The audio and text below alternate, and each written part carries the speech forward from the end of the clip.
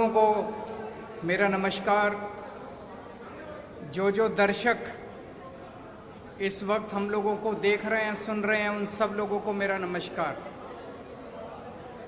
आज बड़े महत्वपूर्ण विषय के ऊपर मैं बात करना चाहता हूं। हम आज़ादी के 75 साल मना रहे हैं। देश बड़े हर्षोल्लास के साथ 75 साल मना रहा है, लेकिन सभी के मन में एक प्रश्न है। 75 साल हो गए। 75 साल किसी भी देश के लिए कोई बहुत ज्यादा नहीं होते, पर 75 साल किसी भी देश के लिए कम भी नहीं होते। 130 करोड़ भारतीयों के मन में प्रश्न है कि इन 75 सालों में कई देश हमसे आगे निकल गए,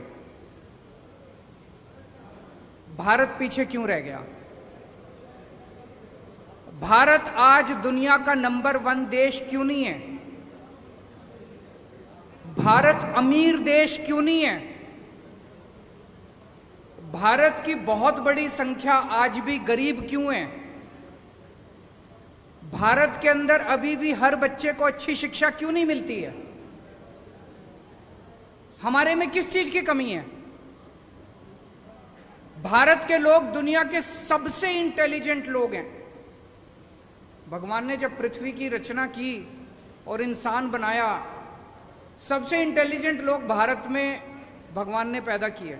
हमारे लोग जब दुनिया भर में जाते हैं, अमेरिका ले लो, लंदन ले लो, फ्रांस ले लो, दुनिया की कोई मल्टीनेशनल कंपनी उठा के देख लो, ऊपर आपको एक इंडियन बैठा मिलेगा नंबर 1 या नंबर 2 पोजीशन पे। हमारे देश के लोग इतने इंटेलिजेंट हैं, इतने हार्ड वर्किंग हैं, फिर हमारा देश पीछे क्यों रह गया? भगवान ने जब पृथ्वी बनाई, भारत को सब कुछ दिया। भगवान ने सबसे खूबसूरत जगह भगवान ने भारत को बनाया। भारत में नदियां हैं, पहाड़ हैं, मिनरल्स हैं, जड़ी बूटियां हैं, सारी फसलें हैं, समुद्र है, कोई कमी नहीं छोड़ी भगवान ने। फिर भारत पीछे क्यों रह गया? आज ये प्रश्न सब लोगों के मन में है कि भारत पीछे। जो देश हमारे बाद आजाद हुए, सिंगापुर हमारे 15 साल बाद आजाद हुआ, आज हमसे आगे निकल गया। सेकेंड वर्ल्ड वॉर में जापान ध्वस्त हो गया था, हमसे आगे निकल गया आज। सेकेंड वर्ल्ड वॉर में हिटलर के बाद जर्मनी ध्वस्त हो गया था, आज हमसे आगे निकल गया। हम पीछे क्यों रह गए?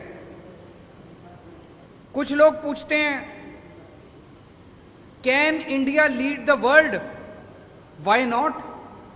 हमारे पास दुनिया के बेस्ट इंजीनियर हैं, बेस्ट डॉक्टर हैं, बेस्ट किसान हैं, बेस्ट वकील हैं, बेस्ट टैलेंट है दुनिया का।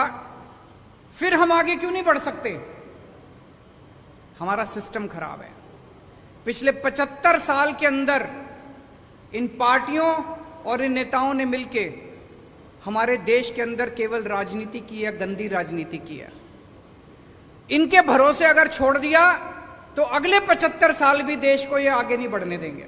अगले 75 साल भी भारत पीछे रह जाएगा। अब उम्मीद केवल एक ही है, इस देश की जनता।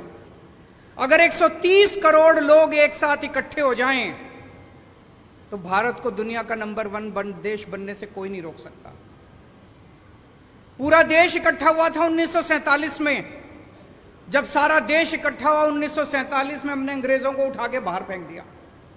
आज अगर हम सारे जने इकट्ठे हो जाएं, भारत को दुनिया का नंबर 1 देश बनने से कोई नहीं रोक सकता।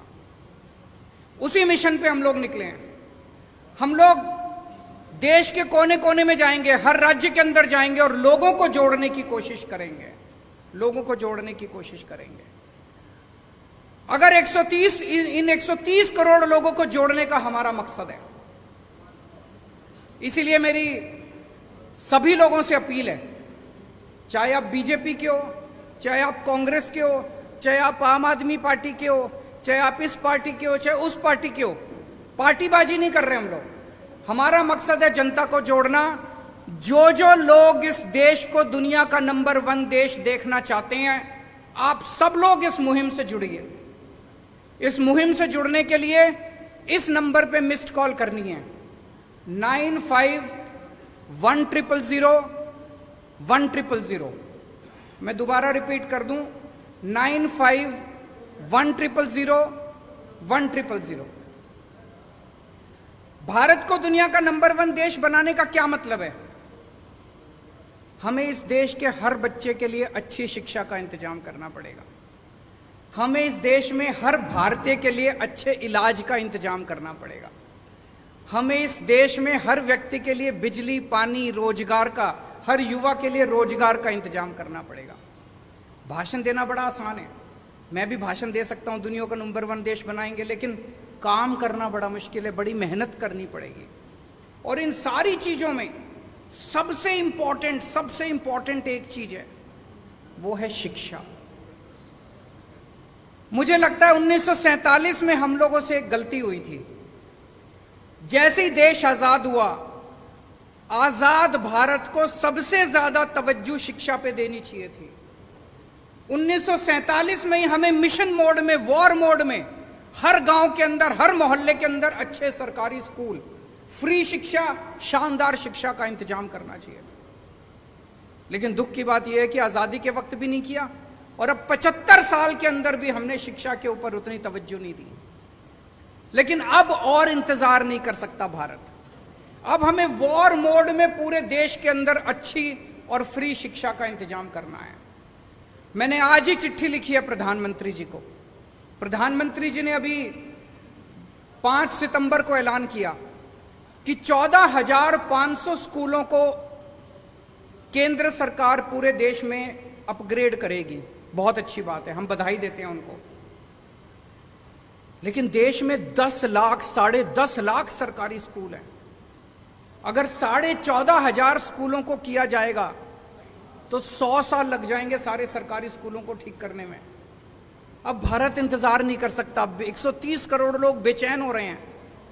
मेरा उनसे निवेदन है, मैंने आज ही चिट्ठी लिखी है प्रधानमंत्री जी को, कि सारी राज्य सरकारों को एक साथ लीजिए और वॉर मोड में, मिशन मोड में हम अपने 10 लाख सरकारी स्कूलों को 5 साल के अंदर ठीक करके दिखाएंगे।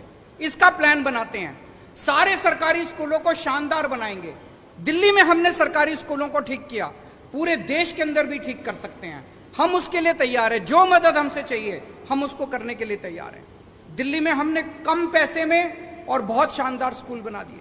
अब पंजाब के अंदर मान साहब सरकारी स्कूलों को ठीक करने में लगे हुए हैं, वहां भी ठीक करेंगे। पूरे देश के अंदर अपने को मिलकर करने हैं।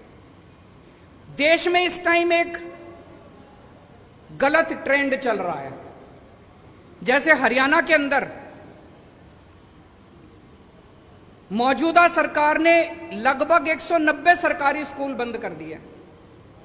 उसके पहले की केंद्र कांग्रेस सरकार ने 500 स्कूल, 700 स्कूल बंद कर दिए। इन दोनों सरकारों ने मिलकर पिछले कई सालों में, पिछले कुछ सालों में। सरकारी स्कूल अगर हम बंद करते जाएंगे तो गरीबों के बच्चे कहां पढ़ेंगे? कहते हैं सरकारी स्कूल में बच्चे कम आते हैं, कम आने लग गए। आपने सरकारी स्कूलों का ऐसा बेड़ा गर्क कर दिया कि गरीब आदमी भी अब अपने बच्चों को सरकारी स्कूल में नहीं भेजता। वो अपना पेट काट के 2 टाइम की रोटी कम खा लेगा, प्राइवेट स्कूल में भेजना चालू कर दिया। आप सरकारी स्कूलों को बंद करने की बजाय उनको शानदार बना दो। देखो बच्चे आने लग जाएंगे, अमीरों के बच्चे भी आएंगे। दिल्ली में अमीरों के बच्चे भी आ रहे हैं। तो ये सरकारी स्कूलों को बंद करने का जो सिस्टम पूरे देश के अंदर चल रहा है, ये बड़ा डेंजरस है, बहुत डेंजरस है। देश में 27 करोड़ बच्चे रोज स्कूल जाते हैं। इनमें से 18 करोड़ बच्चे सरकारी स्कूलों में जाते हैं। अगर हमने सरकारी स्कूल बंद करने चालू कर दिए, 18 करोड़ गरीब बच्चे कहां जाएंगे? क्या 18 करोड़ बच्चे अनपढ़ रह जाएंगे? अगर 18 करोड़ बच्चे हमारे अनपढ़ रह गए तो देश कैसे तरक्की करेगा? इन 18 करोड़ बच्चे जो 10 लाख सरकारी स्कूलों में पढ़ते हैं, इनके लिए हमें शानदार शिक्षा का इंतजाम करना है। जब तक वो नहीं होगा तब तक बातें बड़ी बड़ी हो सकती है, लेकिन देश आगे नहीं बढ़ सकेगा। अगर आपके कुछ प्रश्न है तो आप बताइए।